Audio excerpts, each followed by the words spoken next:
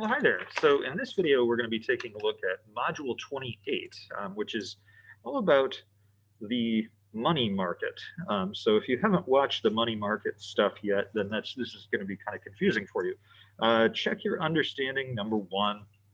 It says, explain how each of the following would affect the quantity of money demanded and indicate whether each change would cause a movement along or a shift of the money demand curve. And kind of just remembering, like, what would be the price of money, right? Because we remember that price doesn't shift the curve, right? So the price of money, and this is just so we remember, is equal to the interest rate. And so we remember price doesn't shift the curve. If the interest rate changes, then it's just going to move it along. So let's take a look at these. A says short-term interest rates rise from 5 to 30. That's going to affect the quantity of money demanded, but it's the interest rate. So again, it's just going to increase the interest rate, and so it's going to decrease the quantity demanded of money, right? It's going to decrease it. So along the curve is a better way to say it. The part B says all the prices in the economy fall by 10%. Now, this one is often students would look at this and say, I'm so confused. You just said price doesn't shift the curve, but it's the price of the good in question, right? So if price levels in the whole economy change, that's different from saying the price of money changed, the interest rate changed. If the prices in the economy went down, think about what that would do to money demand. Do we need as much money to do transactions? The answer is no, we don't. And it affects basically money demand. So we'd say decrease in demand for money. So this is a shift, right? A shift. C says new wireless technology automatically charges supermarket purchases to credit cards, eliminating the need to even stop the cash register. So Amazon is doing some of that stuff right now, actually. And again, thinking about how is that going to affect money demand? Well, you don't need to have as much money, right? You can just walk through and your credit card gets charged. You don't even need the money in your checking account to do that. And so we'd say that decreases the demand for money. It is a shift in demand. Part D says, in order to avoid paying taxes, a vast underground economy develops in which workers are paid their wages in cash rather than with checks. And so you think about what would that do to the need for money, right? Well, that's kind of institutional issues, and you would need more cash in order to facilitate those transactions of paying your workers. So that's an increase in demand for the money, and it's a shift as well. And then number two, let's take a look here. How will each of the following affect the opportunity cost or benefit of holding cash? Explain. So thinking about, like, does it make it more costly to hold on to money, or does it reduce how costly it is to hold on to money? And this is usually going to be the relationship of thinking about what's the opportunity cost? What could you be doing with that money instead? So A says merchants charge a 1% fee on debit and credit card transactions for purchases of less than $50. And so you think about it, there's lots of purchases that are less than $50, right? Just think through this. And if you're using a debit or a credit card, and credit card in particular, then you probably are going to say, oh, geez, for a $10 purchase, I could just use cash. And that would increase kind of the benefit of holding cash, right? Increase the benefit of cash to, we'd say, avoid the 1% fee, right? So people would want to carry more cash if that sort of thing happened. B, to attract more deposits, banks raise the interest paid on 6-month CDs. So this decreases the benefit of cash, right? Think about why would that be? Well, because increased opportunity cost of holding it, because your alternative would be depositing the money into a CD or a savings account and earning lots of interest on it. And so you're giving up all that interest by holding on to it. C, real estate prices fall significantly. So real estate's way cheaper, right? And there's multiple kind of ways you could think about this.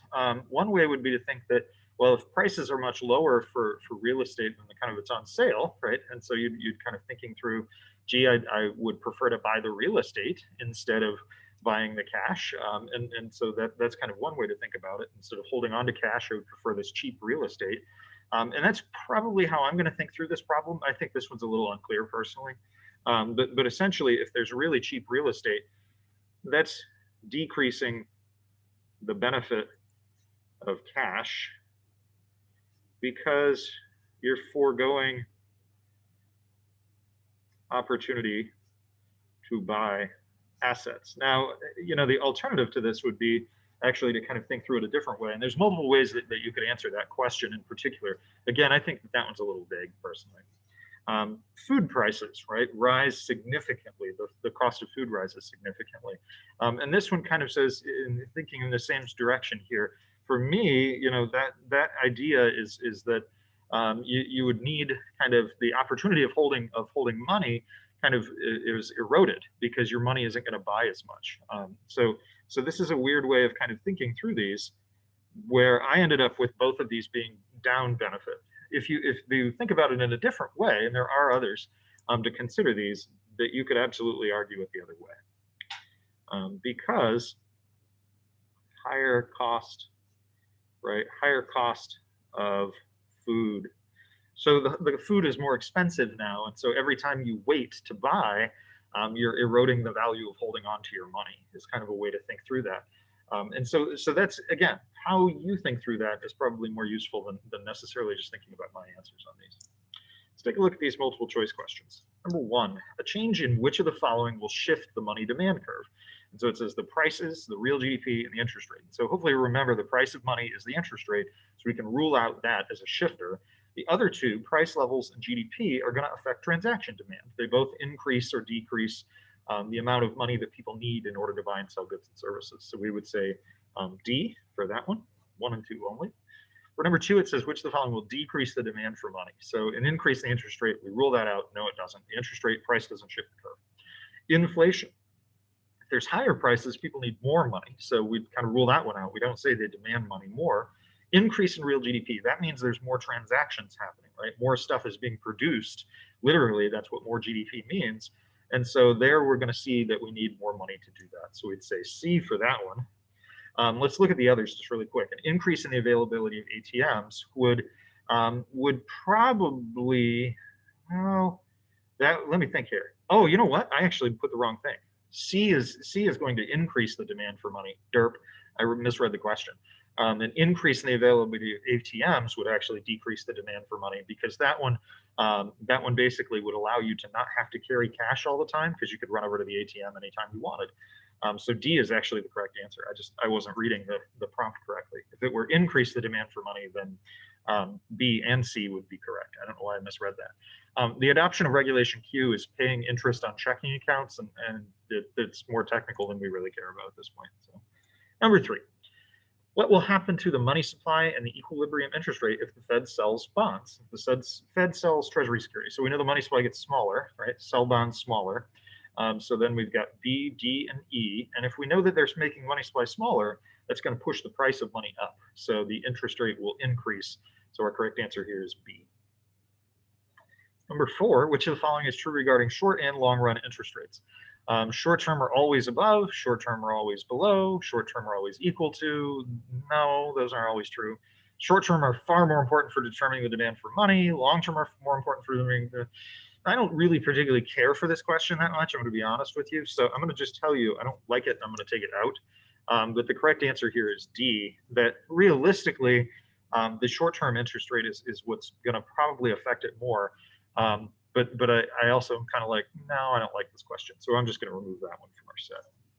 Number five, the quantity of money demanded rises. That is when there's a movement along the money demand curve, when the interest rate falls. So that's E. And it's the short run interest rate that's talking about, which is kind of connected to the question number four. So that's really just saying what's the relationship between interest rates and money. All right, let's take a look at number two, draw a correctly labeled graph of showing equilibrium in the money market. Okay, we can do that. Q, M, I, vertical line, remember, for the money market, and downward sloping demand. And then it says, select an interest rate below the equilibrium interest rate and explain what occurs in the market at that interest rate, how the market will eventually return to equilibrium. So you have this like equilibrium, and if the interest rate were here, right, we'll say maybe this is 5 and this is 2, right?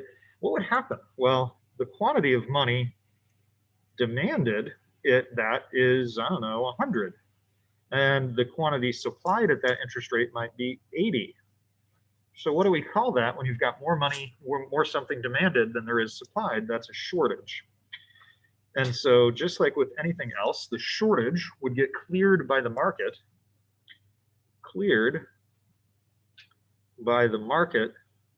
kind of bidding up is a way to think of this bidding up the price of money. And it's literally that kind of that the forces of demand here will kind of have to start filtering up.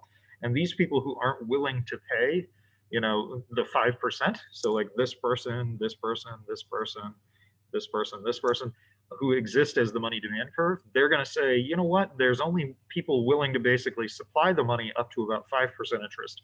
And so I'm out. And so basically the people who aren't getting it under this shortage are just like, nope, we're just not going to get money in that case. And so that bids that price back up to 5%.